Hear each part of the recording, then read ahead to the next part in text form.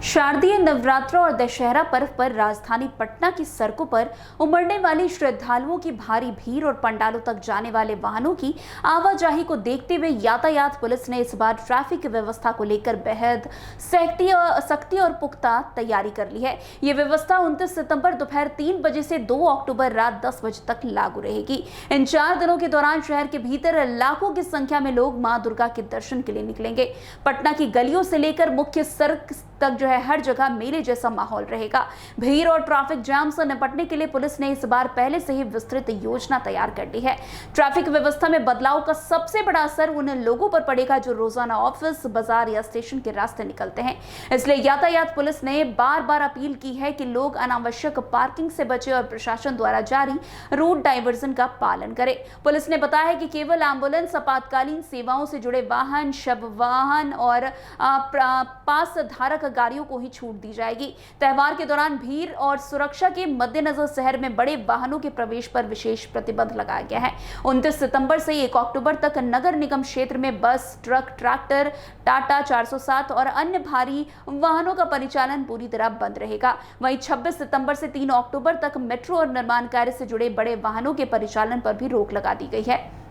वैसे दानापुर की ओर से आने वाली भारी वाहनों को अशोक राजपथ की ओर डाइवर्ट नहीं किया जाएगा, बल्कि उन्हें खगौल और बिहटा की ओर से वैकल्पिक मार्ग निकाला जाएगा। इस तरह के प्रतिबंधों का मुख्य उद्देश्य है कि भीड़भाड़ वाले इलाकों में कहीं जाम न लगे और श्रद्धालु बिना किसी परेशानी के पूजा पंडालों तक पहुंच सके।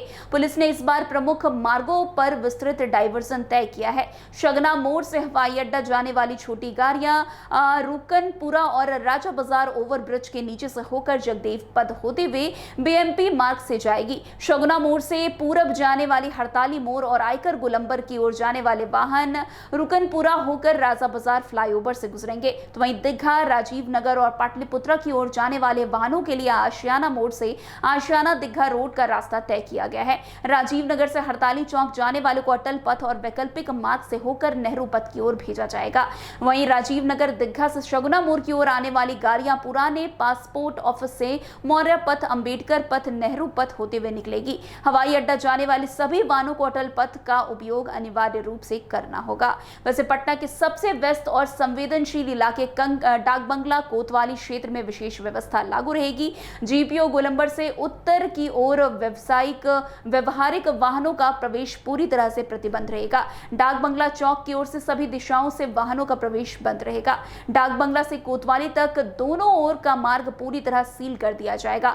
पटना जंक्शन से गांधी मैदान जाने वाली गाड़ियां गोरैया टोली चौक से एग्जीबिशन रोड का इस्तेमाल करेंगी। ये कदम इसलिए उठाया गया है क्योंकि दशहरा और दुर्गा पूजा में गांधी मैदान और आसपास के इलाके में सबसे ज्यादा भीड़ उमड़ती है। अशोक राजपथ पटना का बेहद भीड़भाड़ वाला इलाका है। खासकर पूजा के दिनों में पुलिस ने यहां वन वे व्यवस्था लागू की है।